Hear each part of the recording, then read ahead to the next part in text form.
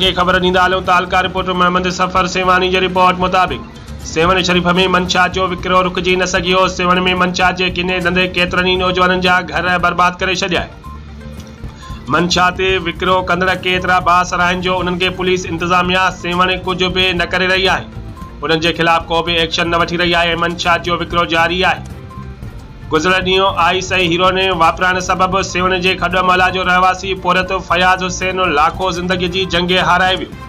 पोरत फयाज़ हुसैन लाखो जे वारसनि ऐं सुजान धुरनि तरफ़ां वॾे वज़ीर Syed Murad Ali Shah, IG Sindh, DIG Hyderabad, anti narcotics जे सूबाई वज़ीर खां मुतालबो कयो त मंशात जे विकिरो कंदड़नि ऐं संदनि सहूलियतकारनि ख़िलाफ़ सख़्त क़ानूनी कार्रवाई करे सेवन शहर अंदरि आइस हीरोइन समेत हर नशे आवर मंशात जो ख़ात्मो कयो वञे त जीअं नौजवान नस्ल ऐं शहरनि जूं ज़िंदगियूं बची सघनि।